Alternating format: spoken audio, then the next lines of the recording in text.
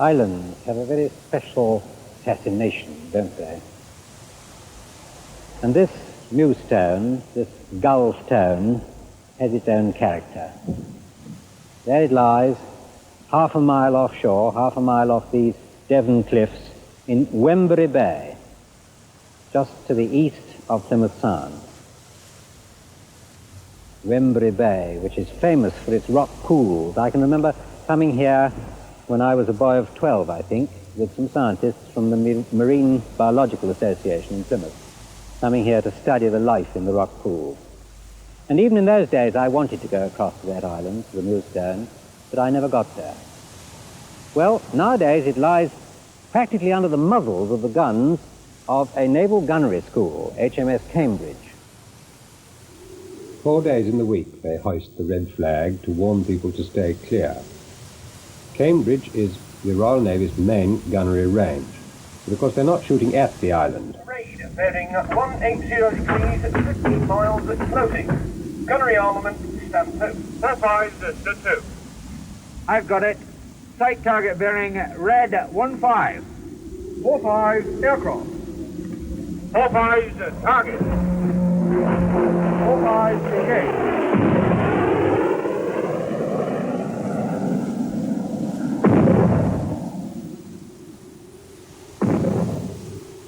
A well-protected island. And living out there last summer, studying and filming the wild creatures, was our old friend Tony Soper.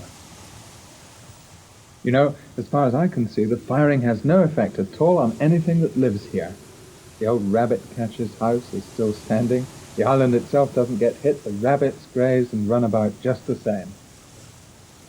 And on the rocky slopes and on the foreshore, the gulls congregate and go about their business unmoved. At the end of March, the herring gulls begin to take up residence on the breeding slopes, very unsure of themselves at first, but in time the birds are paired up and they go through the formalities of courtship, tossing their heads before the female submits and the male bird mounts them.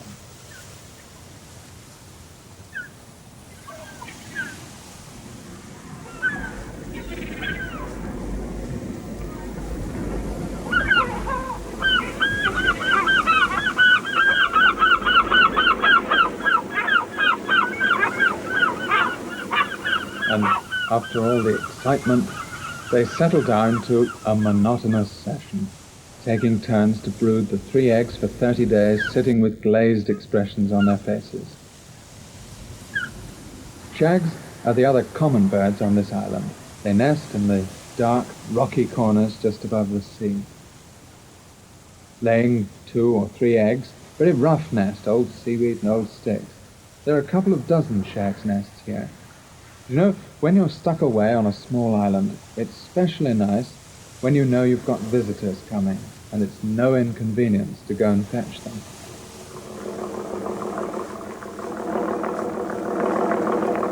Hello, Tony. Hello, Pete. Well, it's a bit blustery, isn't it? But there's quite a good forecast. Actually, it's clearing up outside already. Had a nice trip, I think. Good. Nice trip. Fine. Got all your stuff? Yes, nothing else. That's it, is That's it, yeah. Jump in then, let's okay. go. And so, with Blodwen, the Welsh sheepdog, Tony and I set out on the half-hour journey across the Mewstone.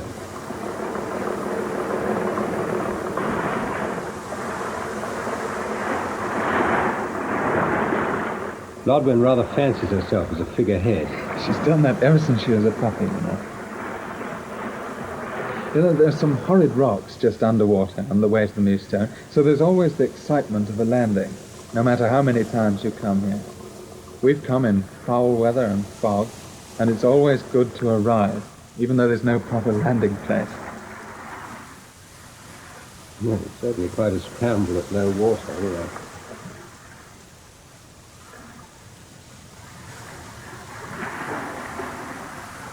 Yes, it's slippery. When the tide's out, it can be very slippery. and especially if you're humping gear on your back. Well, this is a fairly handy thing to tie up to, Tony. Yeah. Do you know, nobody's lived here for 120 years now, but just before the war, there was a honeymoon couple that planned to live here, and the enterprise came to nothing, and that's all that's left of it, knocked up by the salt. Well, it makes a convenient bollard anyway. Yes, it does that. Well, it's a lovely island, Tony. How big is it, actually? Well, it's not big. I don't suppose there's 5 acres altogether, you know. But it's surprising one way and another how much life it supports. I mean, lots of birds, for instance. We even had a shell duck here under the rocks. Did you on the really? foreshore. But most of the birds are up in amongst the vegetation. Up on top? Up there in June, the herring gull's eggs are all hatching and the newly born chicks are everywhere. And a day or two after they're born, they leave the nest and hide themselves. Marvelous camouflage, that disruptive pattern, it's really hard to see them. And they grow very fast and wander even further from the nest, walking round on the rocks and over the weeks gradually getting lower down towards the sea. And all this time they'll flex their wings and go through the motions of flying. All the time, of course, keeping their eyes out for the great black-backed gulls. There's one of your shags.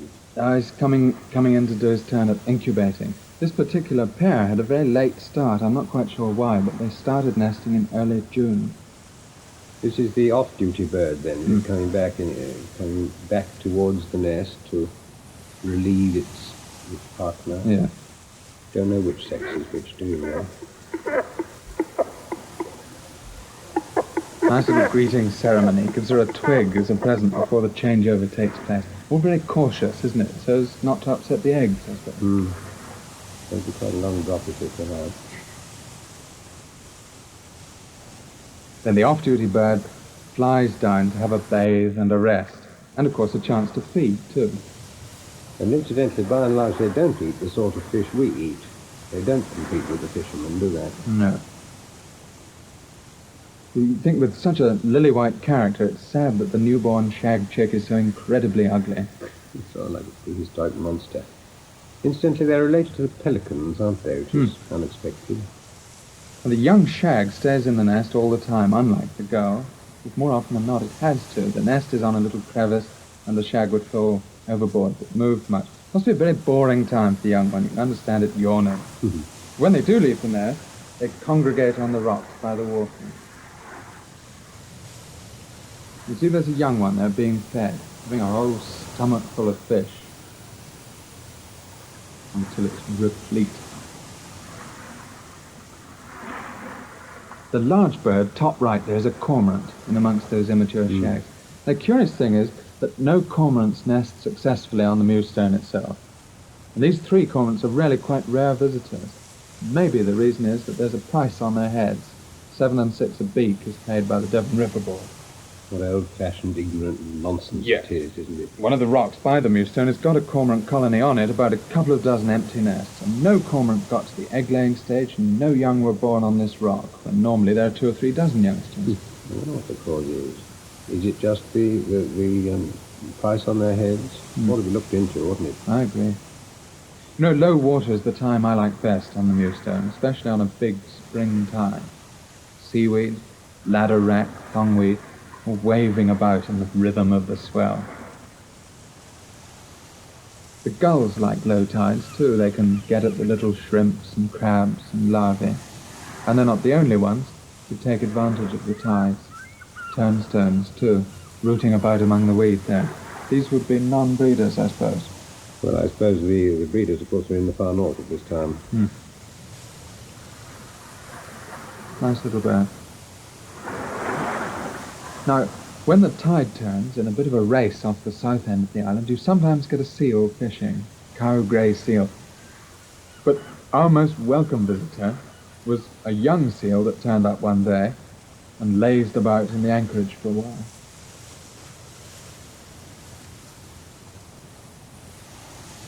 That's a grey seal too. Yeah. Young one, 6 or 8 months, I suppose, lovely. They don't breed on the island, I'm afraid.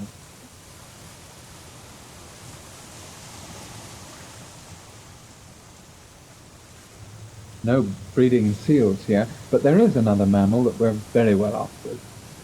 All over the island, there are rats. They come down on the rocks, scavenging. Brown rat, this one. There may be black rats on the island, but we've never caught them. The best place to see the rats is where we live, up at the house. And you must come up and see the house where we've been living all this time. Anyway, by sheer coincidence, my wife's got the coffee ready. Well, hello, Ray. Jolly nice to see you again. And jolly good of you to have prepared this for us. Most welcome. Jolly good. Well, Tony, this is where you've been all the summer then, is it? Yes. We've been here 4 months now, off and on, weather permitting, camping really. Bit primitive, isn't it? There's no mod cons, really. It's a bit dank, a bit dismal, and a bit drafty, too. Certainly windows. Yeah. But we've only been here a few months. The last chap that lived here seriously was Sam Wakeham, who was a bit of a character, and he lived here in the early part of the 19th century, till about 1834 or so. He ran the place as a kind of island paradise. Had his wife and some pigs and some goats and so on and so on. He had all mod cons, in fact. He had all mod cons, yes. And he added on a piece to the house. He made it very much more livable in. There's an extra piece for the veranda and so on. Because this part is the older one. It's quite old. It's some hundreds of years old here. The story goes that it was used for smuggling. But over the last 20 years or so, the whole place has gone to seed, really. Yeah. Until 20 years ago, it was still quite a respectable house, roof and all. Well, it's jolly sad if it actually really was allowed to fall down, wouldn't it? Because it's quite an attractive building. Of course, the rats are quite happy with the house the way it is. They like the broken down effect. Normally they live in nooks and crannies in the rocks, but the house suits them very well. It's reasonably dry for them, and they're very bold. They take hardly any notice of us. It's a brown rat, but it's rather a black brown rat, isn't it? Well, you can get black-brown rats, can't you? And brown-black rats, for that matter. Well, whichever it is, they're pretty efficient at keeping you up at night. They kept us awake for ages before we worked out our own solution. Come here. Anyway, that's why we started bringing the dog, Peter. Oh, hello. I can tell you, we didn't get much sleep until she came. The rats made such a terrible noise all night. Well, I wonder if old Sam Wakeham was kept awake by them. He may have been kept awake by them, but I don't think he cared a tuppenny piece about it. I think he was a tough character, you know. What we do know is that he was bothered by rabbits. He tried to cultivate vegetables here. He made 2 enclosures with stone walls to grow vegetables, and the rabbits got over them and ate everything up. He had a running fight with rabbits all his time here, and in fact, he lost it. The rabbits won. Too many rabbits. Nowadays, doesn't matter how many rabbits there are here because nobody lives here anyway. But one thing is true, there are more gulls than there were in his day, and they may be becoming a problem along the coast. The herring gull is a very successful bird. Over the past half-century, it's increased its numbers enormously, mainly because it's found an easy source of food. It's found that by hanging around fishing ports, it can get an easy supply of fish scraps. And in the past 15 years, they've carried the thing to its logical conclusion. They're nesting near the food supply. Instead of going on the coast, on cliff ledges and slopes, they're nesting on the cliff ledges of houses, high up on the roofs, in amongst the chimney pots. Safe as houses, and centrally heated too, some of them. This is a common sight in Devon and Cornwall, amongst the nooks and crannies of man's rooftops, overlooking the people in the street below. And when their eggs hatch, the juveniles walk around between the chimney pots in exactly the same way as they would if they were stumbling around the cliff slopes and amongst the rocks. Now, they make rather a lot of mess, and people don't like it. The rooftops are covered with muck, top of the fish market by the quay is covered with muck, and in the harbour too, the boats get covered with muck. Some of the boatmen put up special gadgets on the tops of their wheelhouses in the hope of keeping the gulls away, but you can see how much notice the gulls take of them. It isn't only on boats and rooftops, but on cars, on man's status symbol.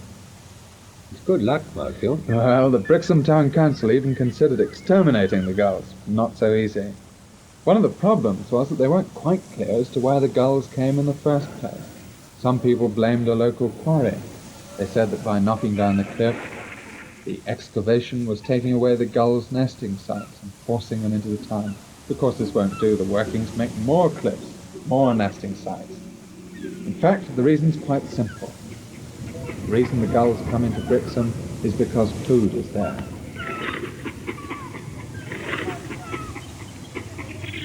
As long as food is lying about the fish quays, the gulls will come to eat it.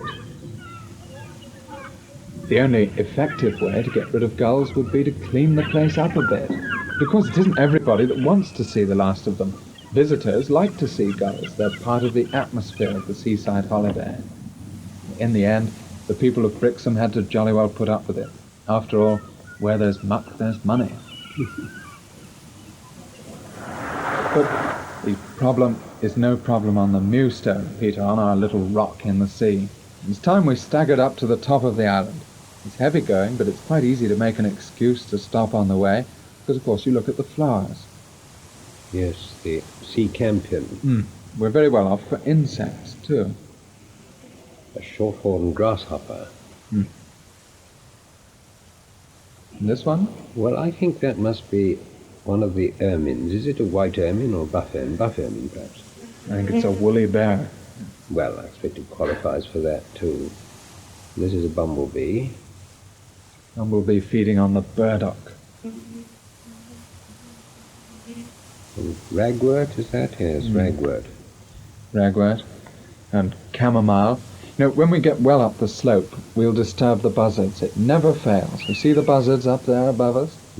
Now, they nested in the sort of elderberry wood on the north side of the island. You'd hardly believe it. We couldn't find the nest, but the wood is so thick and steep we couldn't get through it. They brought off 2 young ones successfully this year, mostly feeding on rabbits and rats. Ah, there's a fulmar. My favourite bird, mine. Lovely bird, the fulmar. Almost every day we reckon to see one of them. As far as I know, they've never actually bred on the island yet. There are 1 or 2 steep places where they might settle. But anyway, here we are, jolly near the top of the island. Not 300 feet high, but what a climb. Hoi! The top. There's a fine seat for you, Peter, cut out of the rock. How do you like it? Well, it's very comfortable, Tony. You know, Sam Wakeham, he called himself the Lord of the Isles, Baron of the Mewstone. And this is his throne. That's very good. And he had a wonderful view, certainly, didn't he? Yes, he had a fine view, all right. All the way from Bolt Head, is it, over there? Bolt Head. Yeah. To the Dodman that way. And of course, inside here, Plymouth Sound.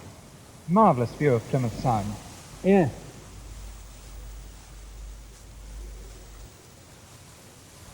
And then up here, Eddystone. You see the Eddystone on the horizon? Yes, yes, it is. It's a fine place for watching ships, especially at night, on a moonlight night. You see ships going by, all the lights going, you know. And the most curious thing of all is that it's a good place for watching fish. Watching fish? Yes, because from this high angle you can look down on the top of the water for a good distance all round. June and July, you'll often see a dorsal fin cutting slowly through the water and a massive dark shape underneath, a basking shark. Yes, the second biggest fish in the world, and they don't eat you either. They eat plankton. Cruising along just under the surface at about 2 knots, mouth wide open, straining masses of plankton. Mostly, I suppose, 8 or 10 feet long once we get, but you do frequently see 16-foot ones. See the size of it compared with a herring gull. How very big it is. Mysterious great fish. I like to think of the Lord of the Isles sitting up here watching basking sharks, you know. He had great wide horizons to live with, but it was a very small world there that he had. With really only gulls for company. And there aren't any Wakeham's left anymore, but the gulls are still here. Because it isn't only a breeding place for gulls, they stay here all the year round. It's a kind of working base for them. They sleep here at night, and every day they commute to the local seaport. And the daily round begins at 6 o'clock in the morning, 0600 every morning at the Barbican in Plymouth, at the fish quay, where the early morning air is rent by the noise of the auctioneers, selling boxes of herrings and gurnards, and squid, crabs and scallops. 8 knot? Is it 8 knot? 8 number 8 off, give me number 8, you make it off, number 8 12. Now you make it off. 9 to 8. Say no more.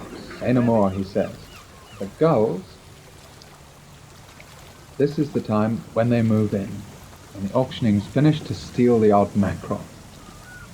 No, you keep away from my fish. That's my fish. Keep off.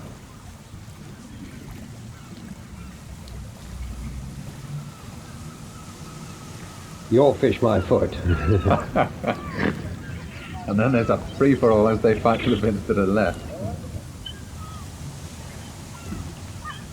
But when they've cleaned up the fish market, they'll maybe spend an hour or two in the city parks.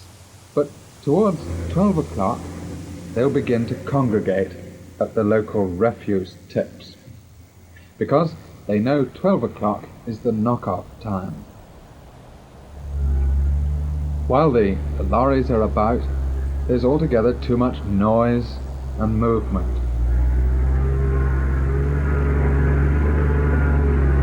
The gulls don't like it now.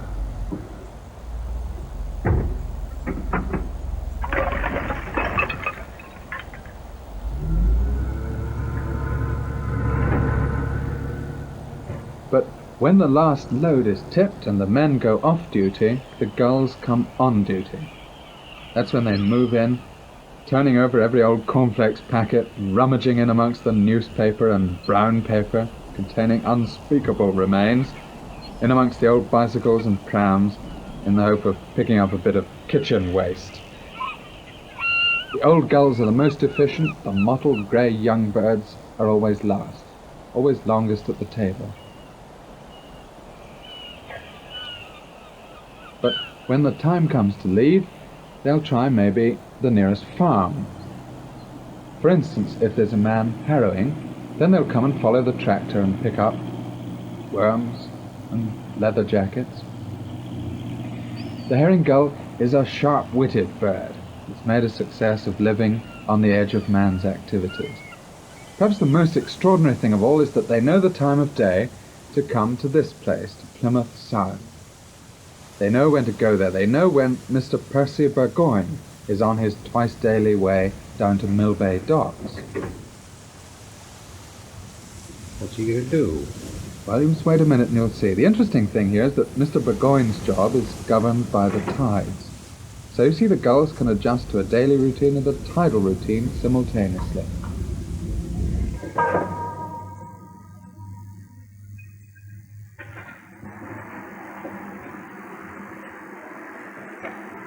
Twice a day, 2 hours after high water, Percy Burgoyne goes down into his underground cavern. Oh, just one important thing. He puts up the flag just to make sure that nobody falls down into the hole. He turns a crank which lets millions of gallons of effluent into Plymouth Sound. The gulls are ready. They've been waiting for an hour or so. 2 hours after high water, they get their reward at the sewer outfall. What a wonderfully useful and cooperative bird that can adapt so well to our curious ways. Life could be hard for them in the winter, but they've found the easy way to survive. And when evening comes, they're off back home again. At the end of the day, they fly off back to the Mewstone, starting point and the finishing point for all their daily routine. They come back here to roost for the night in serried ranks on the rock ledges where it's safe.